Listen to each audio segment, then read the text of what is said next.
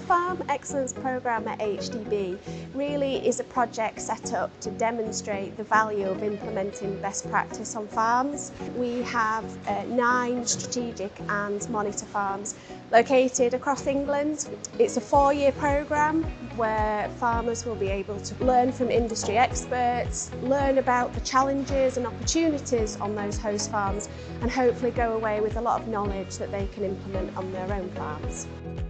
Hi there, we're at Sedgeford farm just outside Bude in Cornwall today for our monitor farm launch. We decided to apply, so really felt that we would hopefully be able to add something and be able to encourage other people to become engaged with AHDB. On-farm events are so important because they provide the opportunity to come and see, to feel and sometimes even taste the information that we're talking about. We hear from lots of different industry experts, farmers, consultants, and the farmers get the opportunity to talk about what they've learnt over a cup of coffee or often a bacon sandwich. For us, certainly I think they're really important. You get to go and visit other people's farms, see what they're trying, see how they're able to implement changes. Always keen to learn something, just getting information from people really, what everybody else is doing going forward. I hope that people will come and view the farm with us, take some ideas that some of the things that we've already started to implement, but also perhaps be able to feel confident to come back and ask us a question. And it's also a great opportunity to feed into the topics that will be discussed at further meetings and also sign up to the discussion group as well in the local area.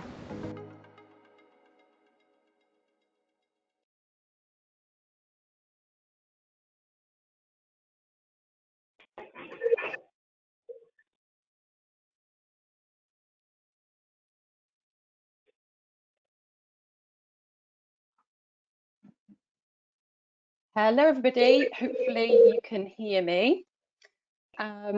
James and David, can you hear me okay? Yeah, hear you fine, thank you. Yeah. Can you see my screen? We can, yeah. Okay. Welcome, good evening everybody. Welcome to this evening's webinar where we will be talking about creating and managing a dairy beef enterprise into an already existing arable and sheep enterprise.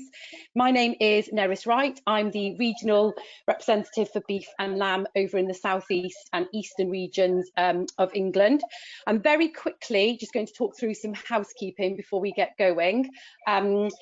All attendees, you are muted, so we won't be able to hear you having a discussion or drinking your cup of tea. Webinar, we're looking to be running for approximately an hour. We will try and keep to that. Obviously, it does depend on questions, so do bear with us if we are inundated. The webinar is recorded and it will be made available on our Beef and Lamb YouTube page after the event, but we will also send a copy of that in an email to everybody who's registered, as well as all of those who have attended on the day.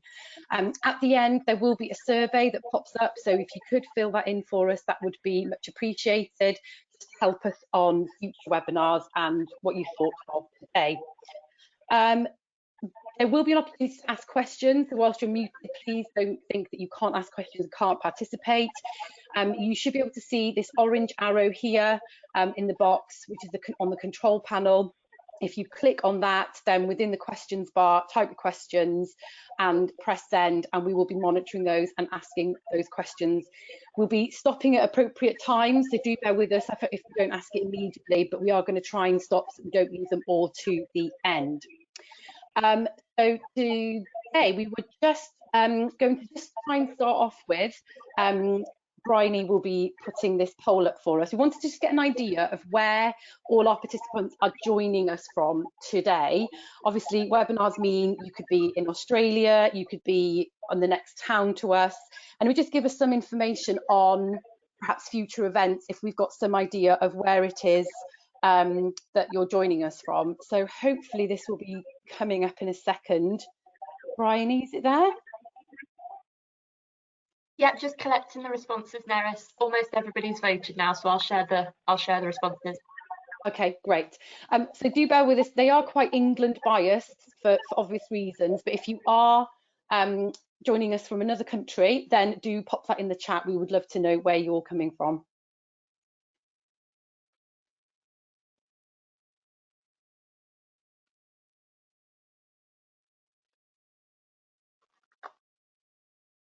The results are up there, Neris, so most of the viewers are from the Midlands today. Okay, well, welcome everybody, but yeah, Midlands, okay, fabulous. So our two speakers and the main attraction for today's event are David Cross and James Daniel. So David is one of our monitor farmers for the beef and lamb sector. He's based over in Norfolk, was selected at the time and was an arable and sheep farmer, but you'll hear all about the changes he's making on that farm. And then we've got James Daniel, who has worked with from Precision Grazing, who's been working with David for the last year when this sort of idea of having dairy beef cattle on the farm first was talked about, all the way through to now having 2 lots of calves actually on the farm. So the next poll that we were going to put up, so I'm just going to give Bryony just 10 seconds warning there, was just to try and find out from, again, participants, don't worry, we're not going to do this all evening, what is your main enterprise at the moment that you have got in your business? And again, if it's something other like deer or growing hazelnuts as one of our monitor farmers, then pop that in the chat as well, please.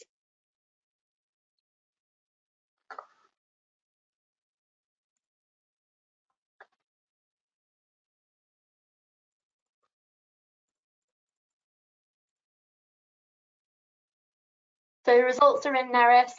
We've got 24% with sheep, 24% with dairy beef, and then arable and suckler beef are close behind.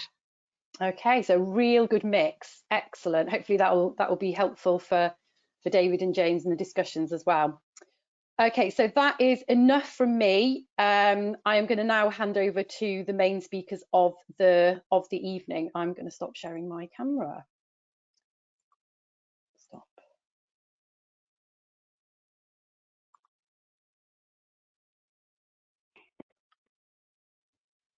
Thank you, Nurse. So David, I think it's over to us. Just check I can hear you. Yeah, awesome. Good evening, everyone. Thank you for joining us. A bit of a double act from David and myself this evening. David, you're going to kick us off, aren't you, with just an overview of the farm and the farming business, and then we'll discuss the enterprises on the farm. We'll then look at the dairy beef model that we put together for dairy to implement, and together we'll talk through what that looks like on paper, and then David, you'll give us some insight as to how that's working out practically on the farm.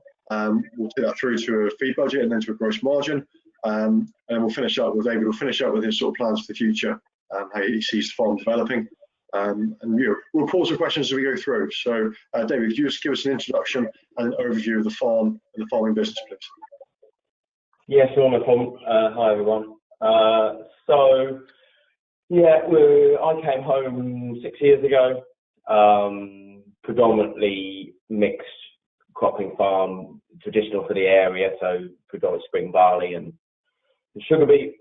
We've always had sheep. So when I came back, we started, well, GS4 wasn't an option, so we were just doing temporary lays in the rotation, Perennial ryegrass, white clover, and we started with Romneys. We got up to about 1,000 Romneys. We then started crossing them with New Zealand Texels. Then we got an opportunity to be a multiplier through Easy Rams. We can go into a bit more detail in that later when we go into the sheep. But yeah, overview of the farm. We're about 1,000 acres, sandy loam over chalk, high pH. Yeah. Okay. What did that arable, well, so we're going to go into the arable enterprise in a bit more detail. What about rainfall, David? How do you set rainfall was? Yeah, so we're about 600 mil, so inches. We can vary from, we were down to 22, 21 last year, I think, up to anywhere sort of low 30s, really. Yeah. But fairly quite similar dry, so effective rainfall. Most of that rainfall in the winter, autumn and winter. and in the summer you're not seeing much, or average rainfall through the growing season is quite limited. Yeah, I mean, the light soil is a benefit in the winter, especially with cover crops and things and not cutting up. But yeah, equally, we don't hold on to moisture very well in the summer, and we don't get it much either. Yeah. What state are the soils in? I believe you've done some soil testing, part of the monitoring farm program. So what does soil fertility and soil organic to look like? Structurally wise, we're pretty good, but it's fairly self-structuring soil, just because it's light and sandy. But as part of our rotation, so we have a water license, so we're doing irrigated spuds, sugar beet, and up until a year ago, outdoor pigs. So 3 fairly destructive options with not a lot of fixing going on. So long story short, we vary from 2% on our worst lands to probably early 4% on the stuff that's been like the convenient fields that have been in a sheep rotation for a little while. Okay, yeah, sure. And then people in the business, David, you said you came back to the business 6 years ago. Who else is involved with the farm? Say that again, sorry. That's it. Who else is involved with the business? Oh yeah, so farmer's dad, and we live on the farm. So married, to a wife, married, 2 kids, but that's it. It's just the 2 of us really. So we have a shoot, so we employ some part-time labour on that, and we're looking to employ a sort of full-time labour unit on the cattle when it gets going a bit more next year. Okay, yeah, awesome. Okay, let's get into the enterprises, and perhaps should we start with the arable enterprise? You've touched on a little bit of sort of the rotation, which seems quite diverse. So just talk us through what other crops do you grow? Yeah, so historically, most of the rotation has been formed around sugar beet. That started to wane as sugar beet price dropped, and it's come back up again. So it's whether we still find a place for it. But so sugar beet, malting barley, and then wheat where it fits in the rotation. But periodically we've grown all sorts of things. So beans, linseed, asparagus, all sorts of. But we wouldn't. We would regularly grow winter barley for malting again. But yeah, there's probably not a fixed rotation, because it depends at what point we lift sugar beet as to what goes in behind it, whether that's wheat or spring barley or winter barley. So it's hard to just say that there's a 6-crop rotation or something. Yeah, okay, that's fair comment. But some of those spring crops then, or maybe more some of the winter crops, they give you the opportunity to grow cover crops in that mix as well. Yeah, we try and grow either a Ryan vetch or a stubble turnips in countryside stewardship when that was an option, to grow a brassica cover crop, but now that's been taken away. We still grow those, but we probably put some grasses in with them now. But we found that Ryan vetch is a pretty good option because you've got a much wider drilling window. Yeah, okay. And to what extent, so you, under the countryside stewardship mid-tier scheme, I believe you started to grow herbal leys under the GS4 option.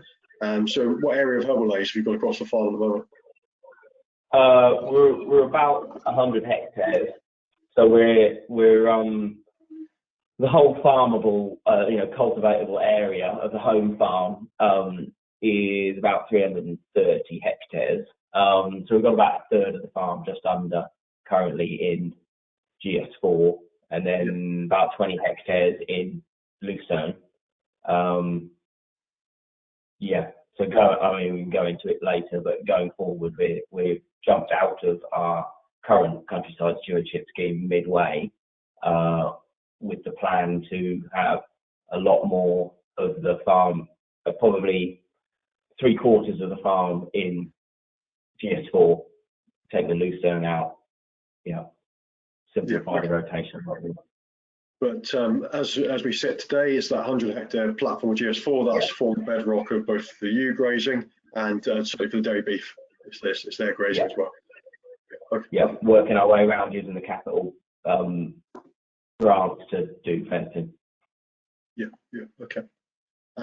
So let's just touch on the sheep enterprise, just because obviously we're interested in how that fits and works with the dairy beef, because that was here first.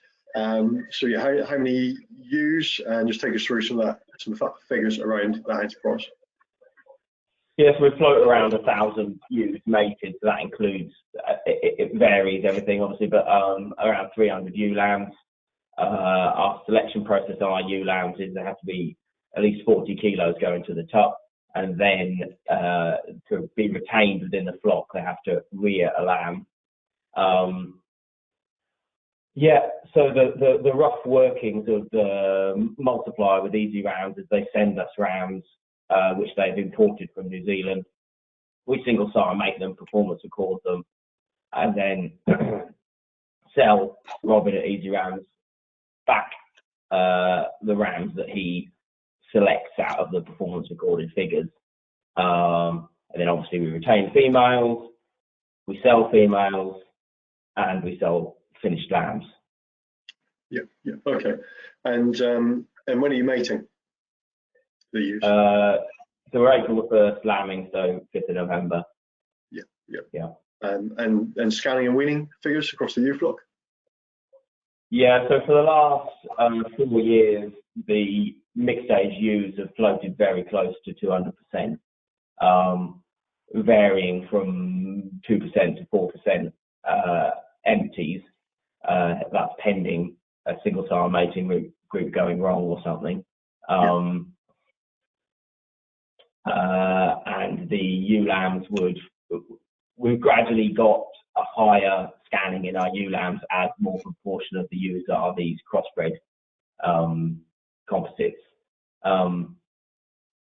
So when I first came home, we would have 120%. Now we're on 140, 150, mid 140s really, with around 10% dries. Okay, cool. And So we tease for 30 days pre the tups going in on the ewe lambs. Yeah. So it's a very high performance sheep system. I think some figures you shared for this event. Then you scan at 200, weaning is sort of around 160, 165%. Lambs at weanings, which is really good. And ewe lambs weaning at about 100%. From ewe lambs mated. So yeah, so it's high performance, and it's given a good base to business. So what was the reason for considering a dairy beef enterprise then, if you had this successful sheep enterprise on farm already? I think it's just managing it's multiple prongs really. It's managing the GS4, so being able to manage those taller covers, having a balance from a worm burden, being able to alternate ground, having a flexibility of different stock classes, where if the covers get slightly taller, we might be able to move cattle in, or because historically we haven't really had any requirement for silage, so if stuff gets away, we're mowing stuff but not needing it. So at least that gives us and we're going to learn how tall we can graze stuff, and whether we've got the right mixes to graze stuff taller, and the cattle. Currently we've got some housing, so we'll have some requirement for conserving some feed, but it just gives us a bit more flexibility, probably a bit more resilience to the whole business, with the taller covers being able to handle the drought a bit better. And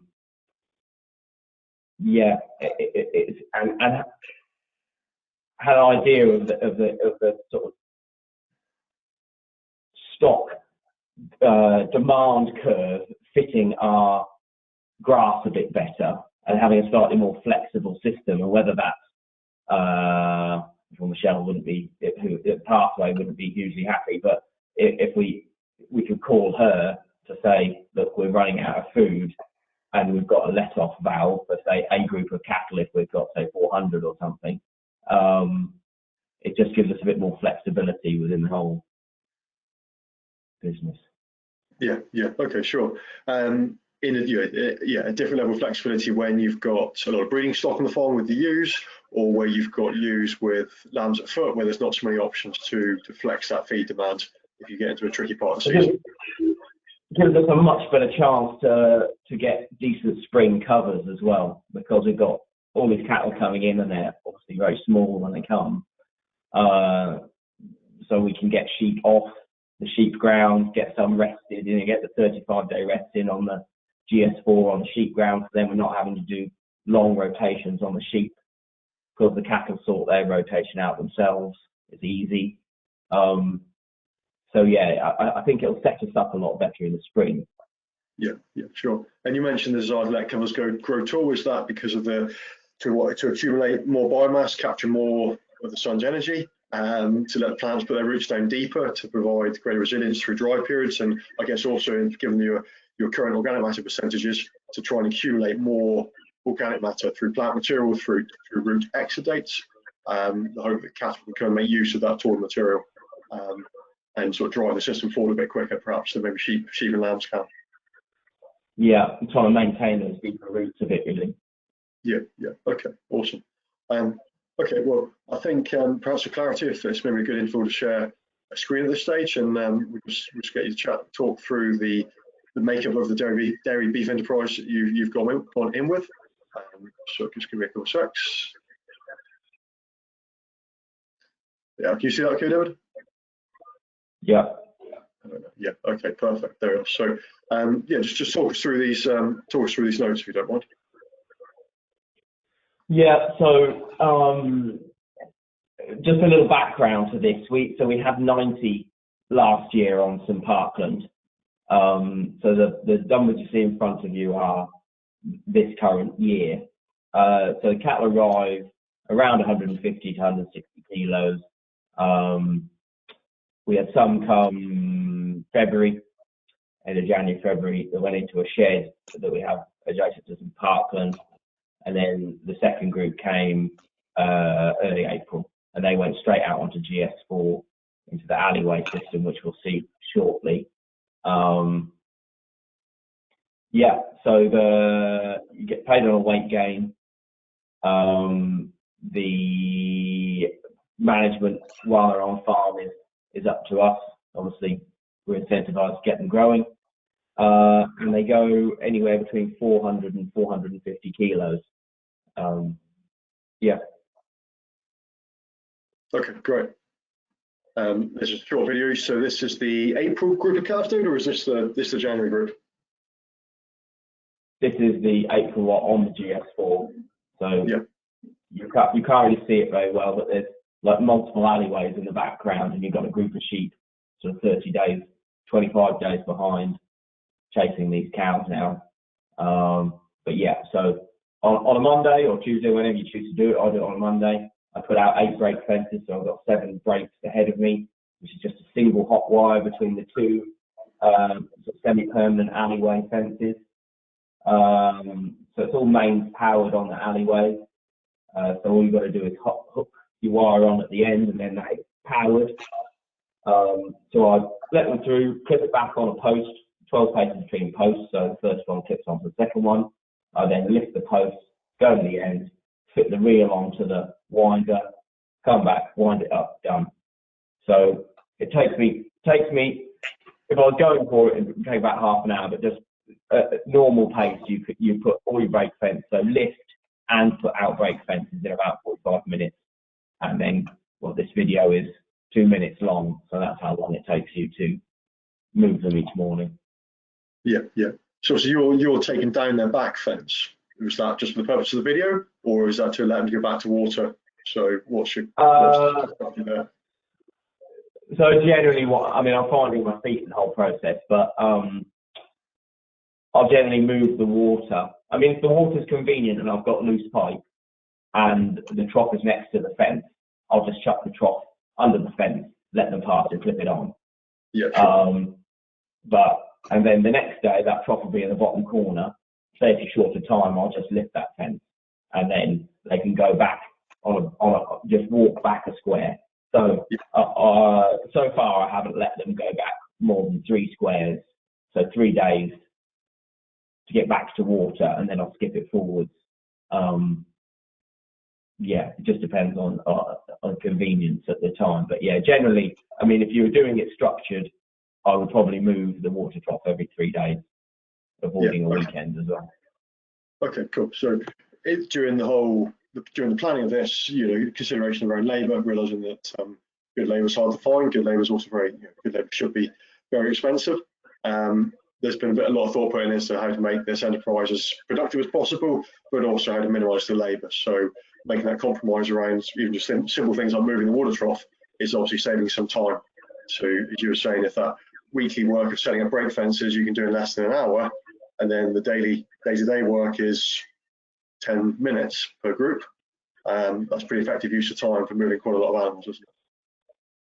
Yeah, I mean, if we bought more water troughs and put them out,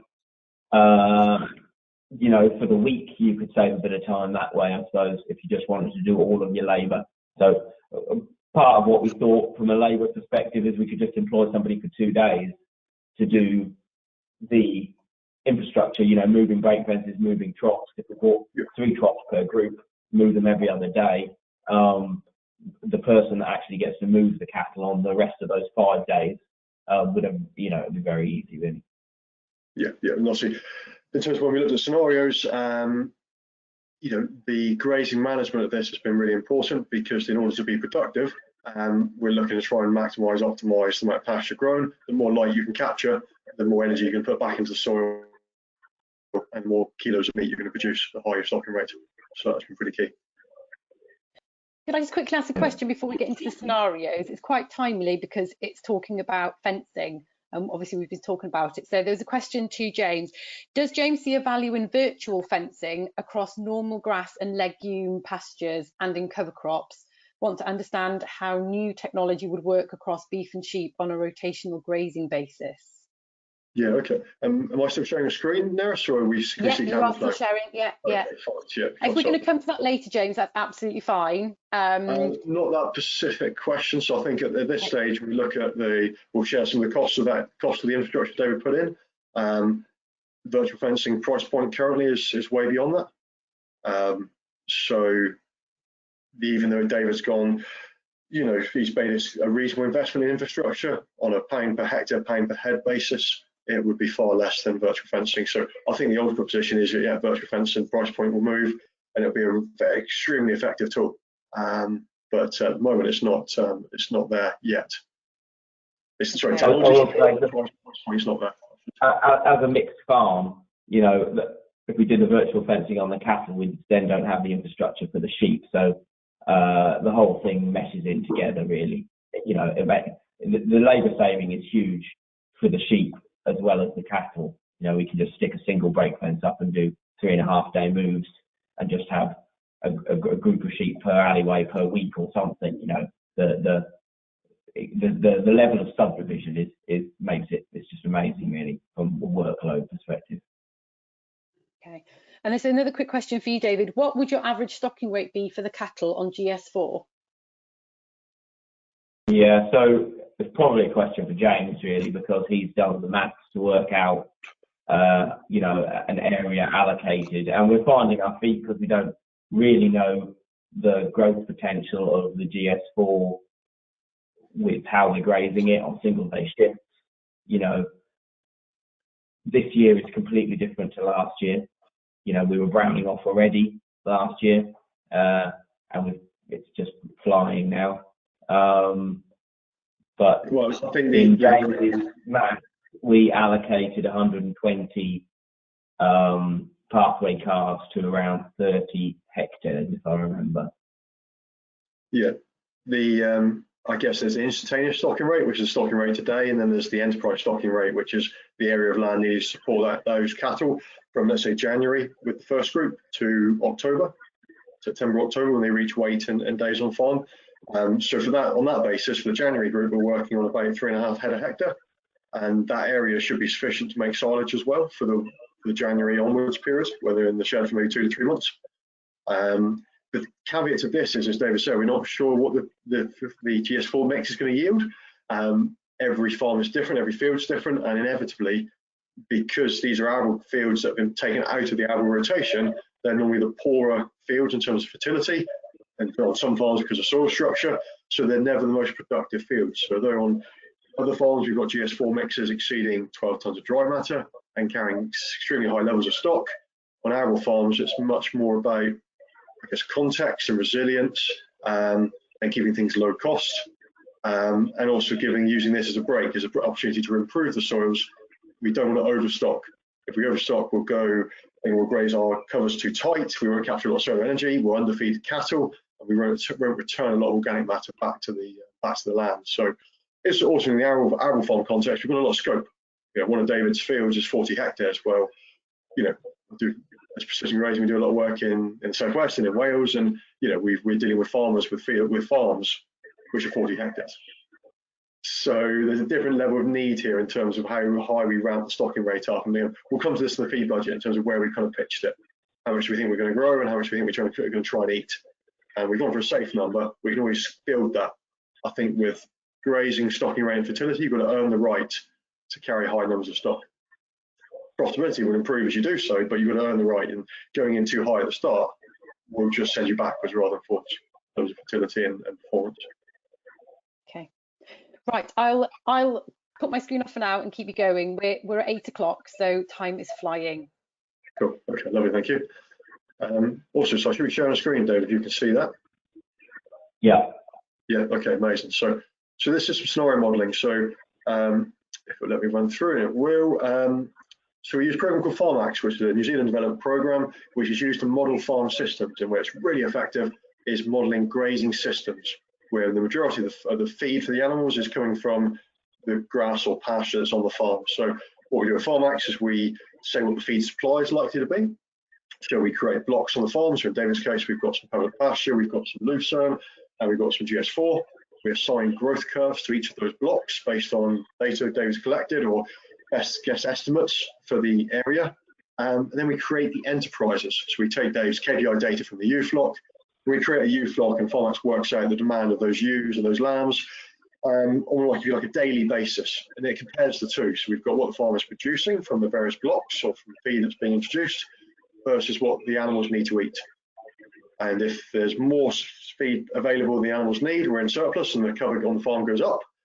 But if the animals need to eat more than is available, then the farm cover goes down, and that's the point we may introduce supplements or sell lambs or so on. So, you know, farm system is really quite dynamic, and as we add more enterprises, it becomes harder and harder to kind of visualize how they're all going to fit together. So, David, before we jumped in with both feet and spent money on the leys and on the infrastructure, we use this as a process to try and answer some questions. What should the stocking rate, or what could the stocking rate be against some sort of fixed parameters? So the fixed parameters were the area available to graze, the yield of those areas, and the sheep flock, because David chose or suggested he wanted to maintain his ewe numbers around that sort of 1,000 head.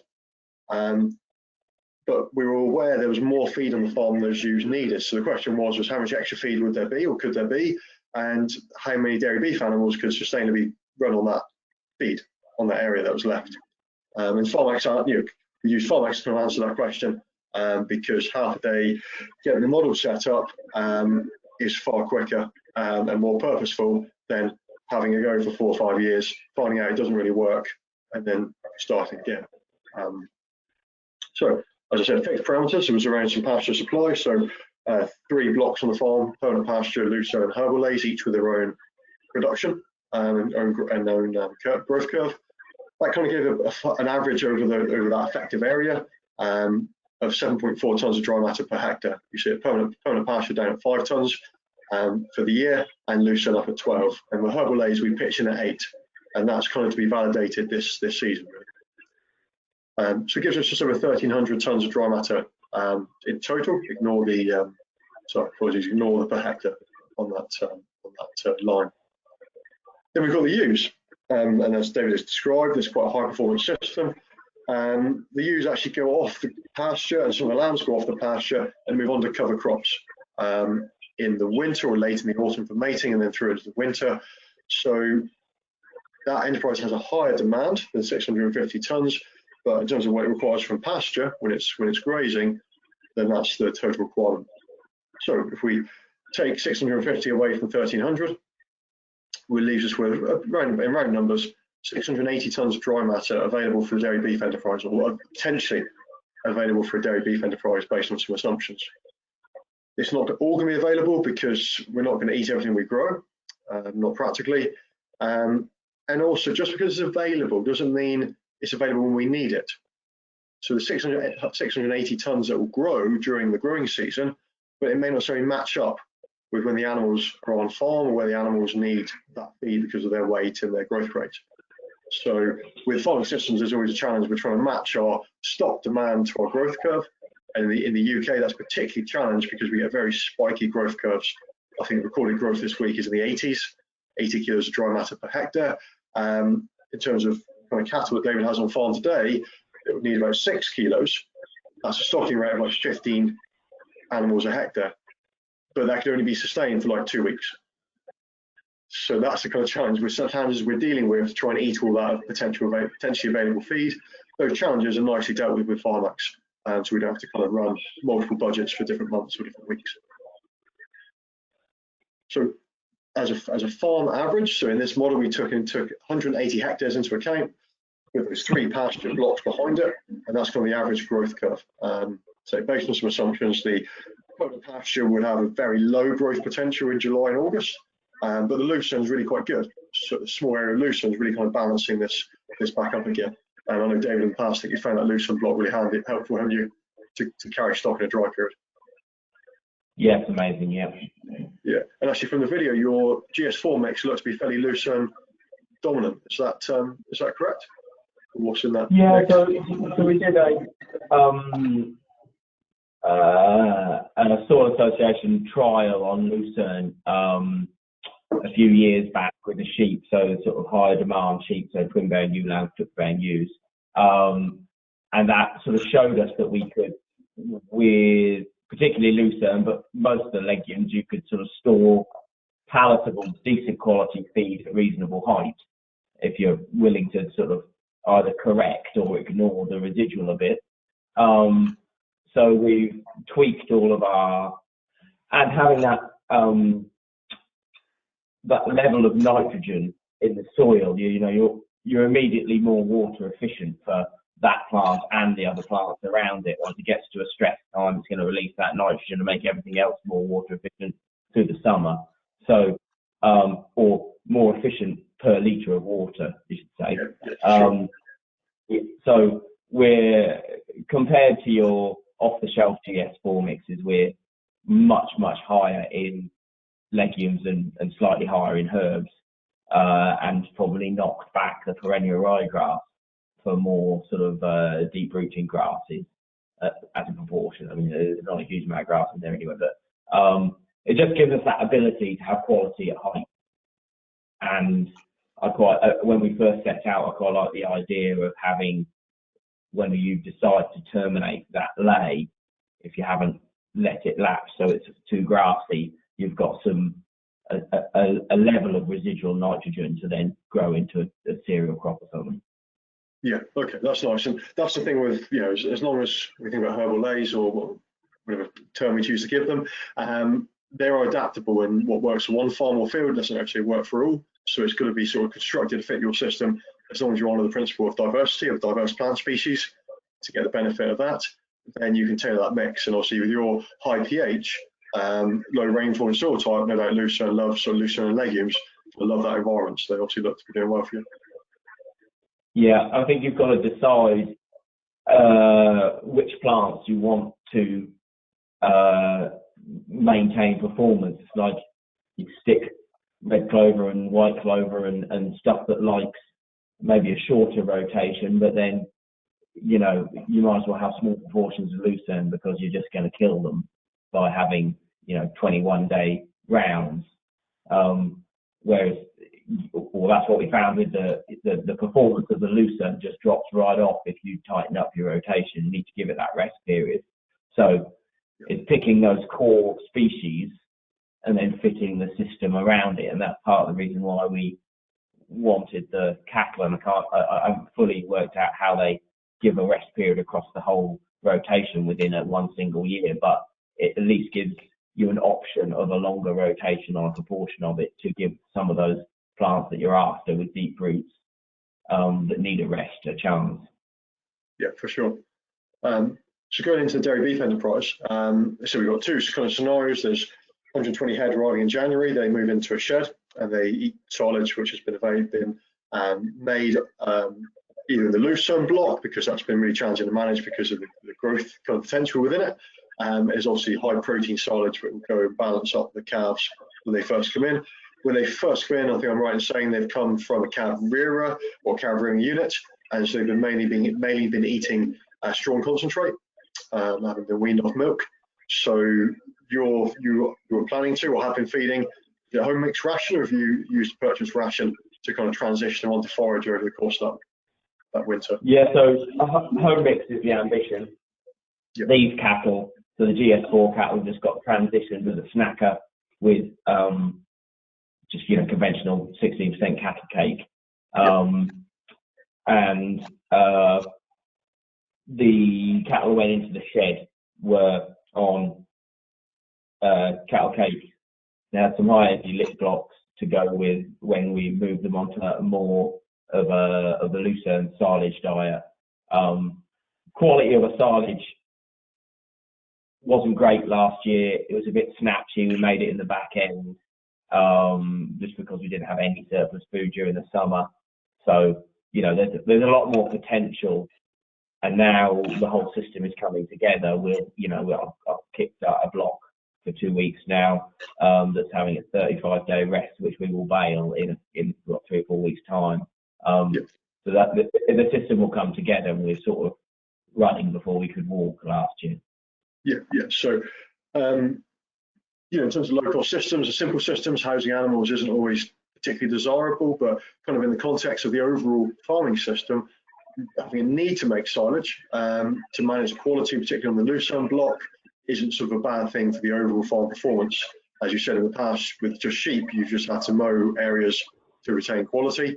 If you're going to mow it, maybe the additional add-on cost isn't so much, particularly when the other benefits of the wider benefits of those cattle come into play.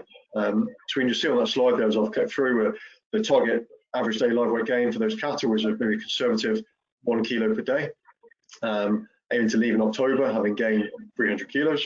The area required is about 36 hectares, including the area required to make silage, giving an enterprise stocking rate of 3.4 head a hectare. Total demand of 230 tonnes, of which 200 tonnes dry matter as pasture and 33 tonnes is lucerne silage. In total, we estimate those animals will produce, if they achieve that growth rate and that weight when they leave, and they'll produce 35 tonnes of live weight. Comparing that to the feed they eat, it's a conversion ratio of 6.5 to 1, so 6.5 kilos of dry matter to 1 kilo of live weight. For interest and for comparison, the overall sheep enterprise, so the ewes, the lambs, the ewe lambs, the rams, that's converting at about 10 to 1.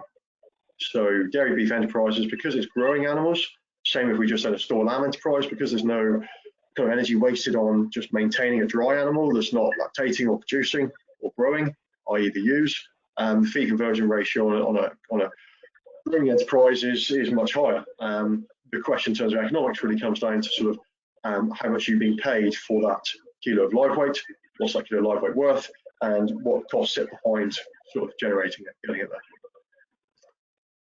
We've got in a similar vein for the April enterprise. Potentially they're on farm for less time, so they're going to leave October, November, and that back end grazing is going to be a little bit of suck it and see this year.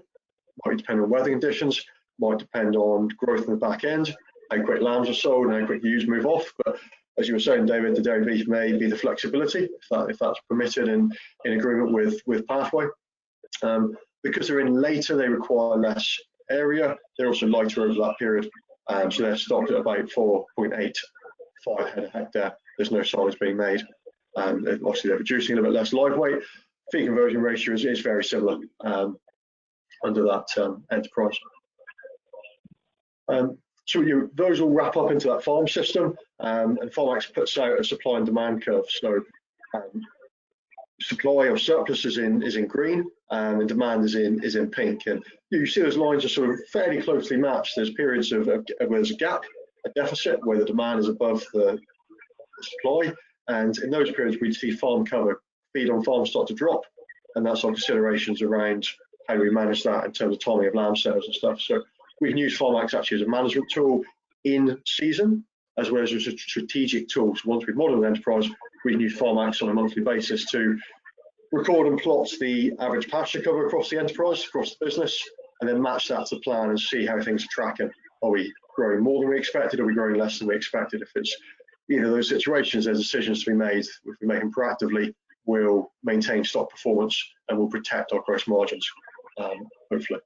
So that graph showing average pasture cover, which is green, and it sort of shows we're sort of staying in this kind of sweet spot, which is 2,000 kilo dry matter, or what sort of 8 to 10 centimeters, maybe a bit more in a GS4 sward, and 2,500 kilos, which is maybe more sort of, between coke and beer can heights, looking at sort of 12 to 15 centimeters. So that's kind of productive area, really productive area for swards, and something to track as the year goes through. Got summary on feeding there. We can move through that as we can. That we'll get into some of the detail.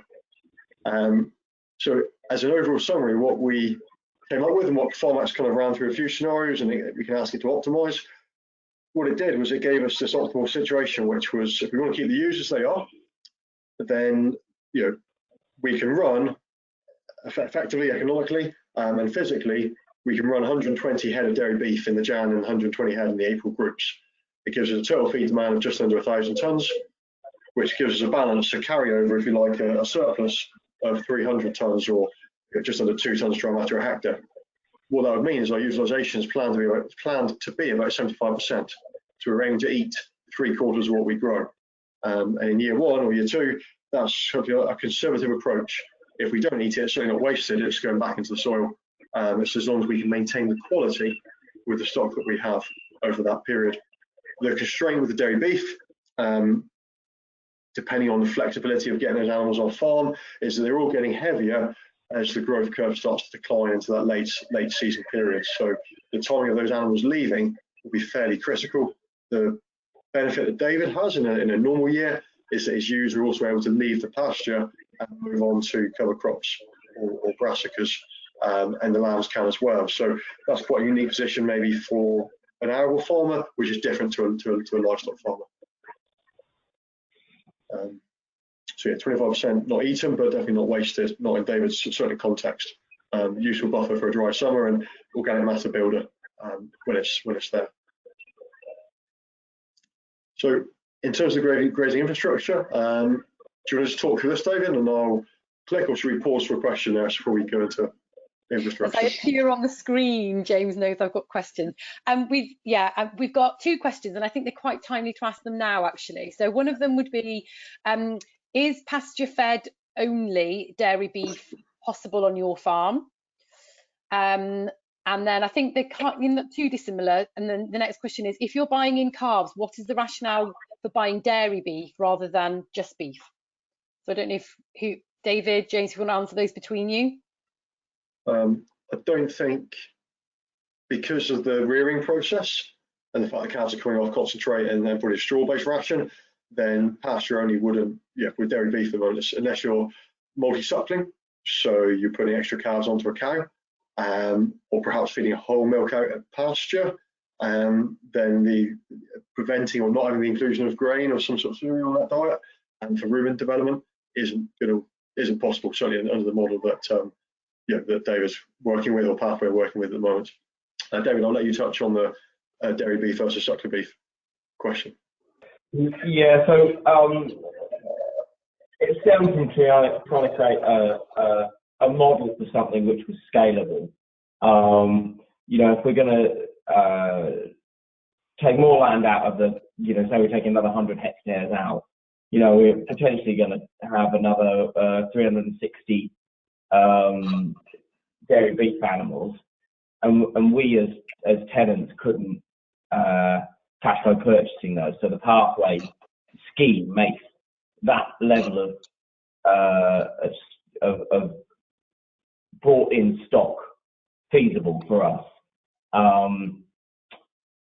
So whether it's dairy beef or suckler beef, we're not purchasing them anyway, but it's only the model of the system that makes it possible, really. unless we would go to the bank and borrow that money, you know, at a high price point of beef at the moment. There's only, you know, potentially only one way to go. It's exposure to risk. It's the scale of the enterprise. It's lots of things in it. I don't know if I've answered that or not. Yeah. No, perfect response. Yeah, thank you. I'll let you move on to the sort of grazing infrastructure. It's just gone 20 past. Yeah, cool. Thank you. Yeah, we'll keep tracking. Yeah, you see the screen, right, David? Yeah. Yeah. Okay. We'll just sort of talk about this between us. So, within the block of GS4, there's some scrubby fields, isn't there? So you've got one at 40 hectares, and there's another one at like 29. So, and there's a couple around the sort of 10 hectare mark within the block that's currently in this lay. So they've been split up into, as you say, like an alleyway or a lane type system using permanent electric fencing with 3 wires, so applicable for sheep or for cattle grazing. So you've put reasonable spend in there, but the field boundaries have been fenced under the FG2 option, permanent livestock fencing option, which you've claimed or submitted through the Countryside Stewardship mid-tier scheme. That's correct so far.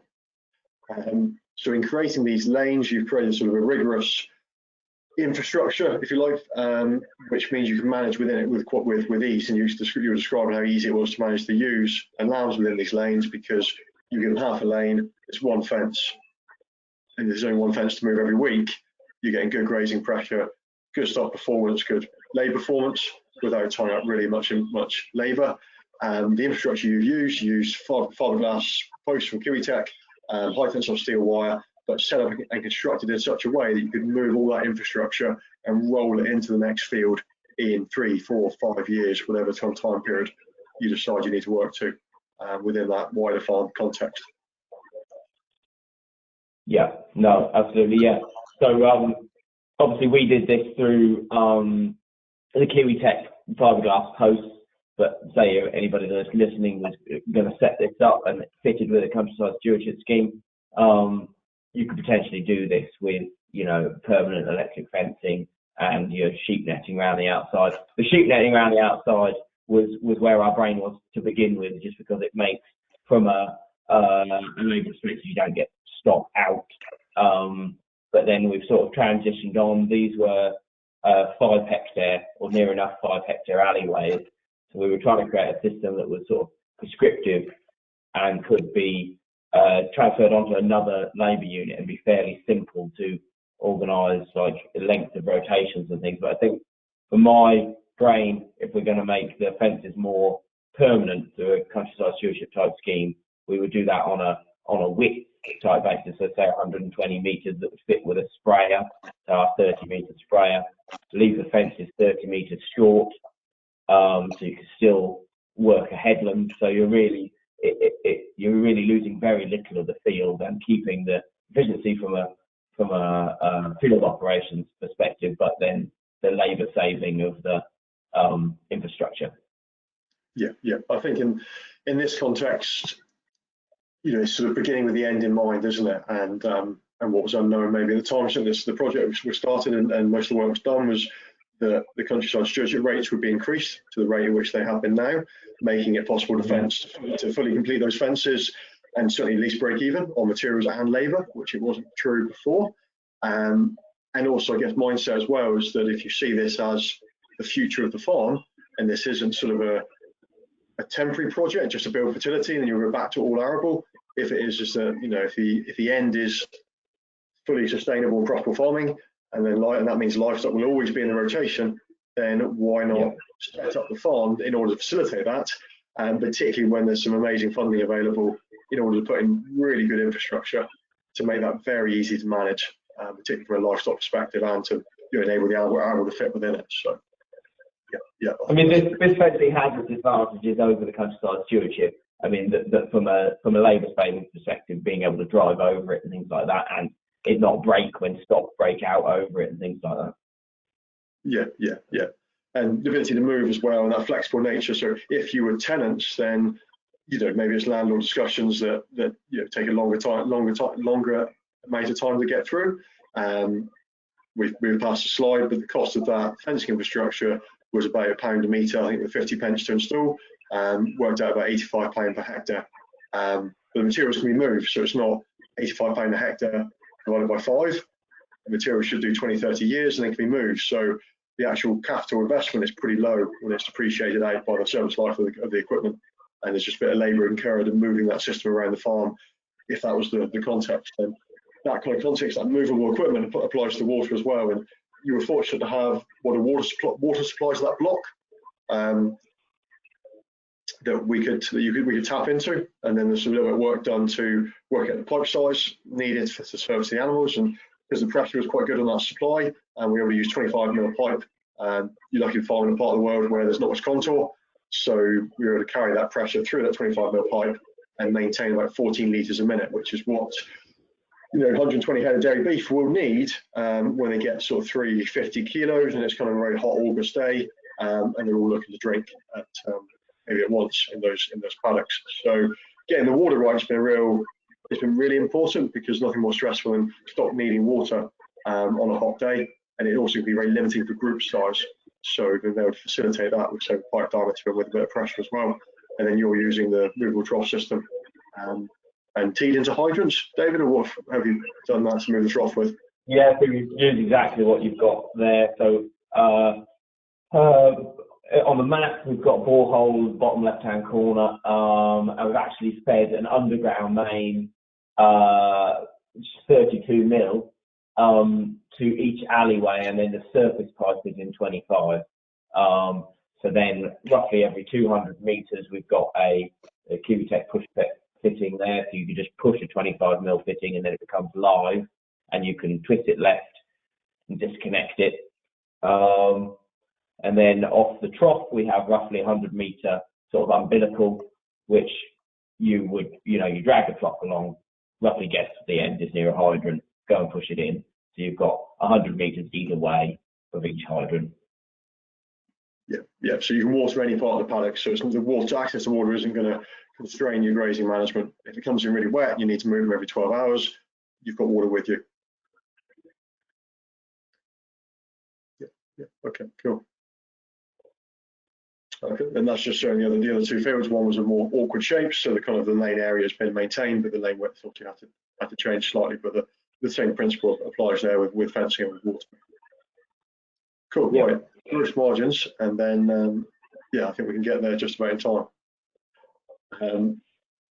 So we compared, between David and myself, we agreed some prices for things like lambs and coal ewes, based on market averages and that for the time period. Bundle those up into create sales for that enterprise, and the figures we're seeing here in this graph are per hectare. So in the ewe enterprise, we've got sales of 1,800. Sales of 1,800. Purchases there look high because it includes the purchase of the ewe lambs, which could otherwise be sold, but they'll be seen as coming back into the business with a value per head, to give a net income per hectare of 1,500. Variable costs on the ewes, including the growing of cover crops for the winter grazing, total of 700, to leave a gross margin of £777. The January dairy beef, they're the ones that come into the shed and have some silage. Sales, if you like, or revenue gained from the live weight gain payment over the number of head, comes to £1,700 per hectare. There's no purchases because they're here on a weight gain contract, so there's no cow purchase. Variable costs being slightly higher, and as I should say, for all enterprises carry the included variable costs, which is establishment of the GS4, a contribution from the fencing, contribution from the water infrastructure, and a labour contribution as well. So there's a few costs involved in those considerations. Leaving a gross margin for January dairy beef of £588 per hectare. The April dairy beef, well, the sales of the revenue is less because they're not on farm for so long. They therefore gaining less weight. Again, no purchases. Giving a net income of just over £1,500 per hectare. Variable costs being slightly lower, to leave a gross margin of £535, slightly less. But how did they look? Or how did they look compared to sort of our gross margins and that for you, David? And Yeah, so that's a good point which I didn't sort of touch on before, is that part of this thought process has been, yes, last year, buying fertiliser at old price, selling grain at invaded Ukraine price. But the future prospects as they currently look don't look great, for us anyway. So a well set up first wheat is probably somewhere just below the dairy enterprise for us. Sugar beet would be probably slightly better than all of them. So the theory is to drop out and there's an element of managing risk as well, that there's quite a lot of purchased inputs and those type of cereals in that type of system are much more vulnerable to the weather, whether that's a too wet summer or a too dry one. So yeah, it just didn't. I couldn't see a way out of the sort of treadmill of cereal farming without trying to make the whole thing a bit more sustainable, for want of a better word, really, just looking at the whole system together. Yeah, for sure. And the kind of the finishing piece and or finishing part of our modelling work was to go back and consider that they all consider the combined output of those livestock enterprises. So the sheep, the April dairy beef and the January dairy beef, and put them together and spread them back over the 180 hectares which Farmax used and the area that's providing the feed effectively to that enterprise, and include in that the GS4 payment that sits across the herbal ley that makes up about just over half of that 180 hectares. So that's what the box provides with us. It gives us a contribution divided by the 180 hectares.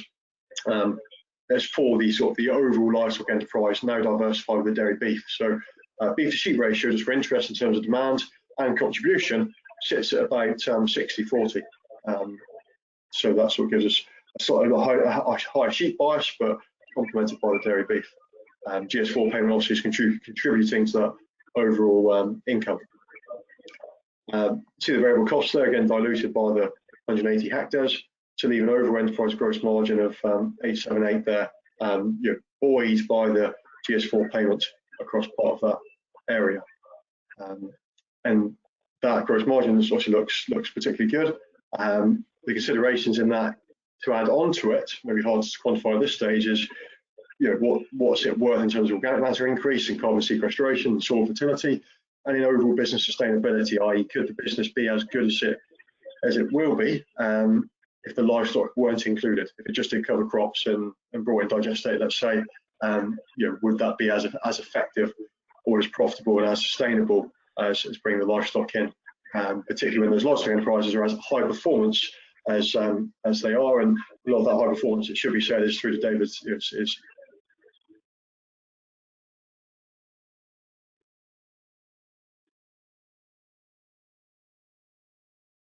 Frozen, Is that just James that's frozen? Yeah, I think so, yeah. Okay, well, we just thought, what's happening there? Management and his approach to running those enterprises. So it's a real testament to you, David, too. Yeah, you froze there, James. So we lost that last point you made. David, a compliment, unfortunately. So I can't repeat it now. I've got two questions for David, so we were going to be able to fill that gap while you froze. What's your average wheat yield per hectare, David?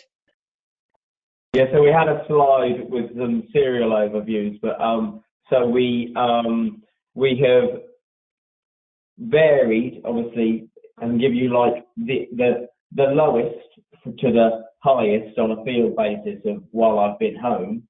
I think the lowest we've been down to is sort of 8.5 a hectare, and we peaked off with some hybrid wheat probably 3 years ago at 11.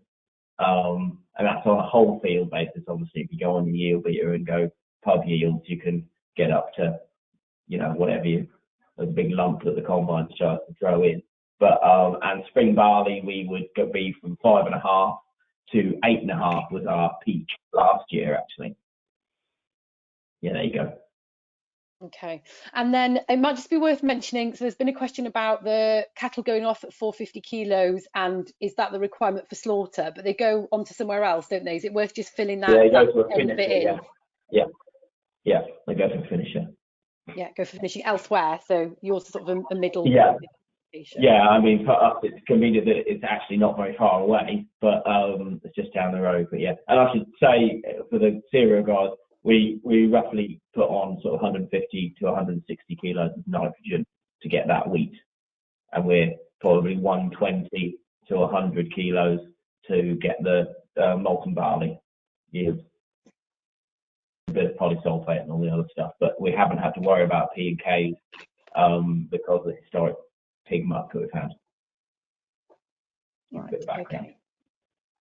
Excellent. The last thing I just wanted to say was obviously to thank everybody for coming.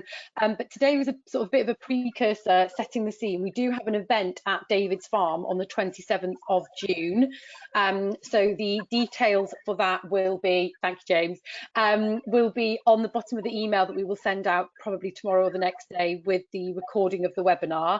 So if you're wanting to come along to see that the farm in action, you're very, very welcome.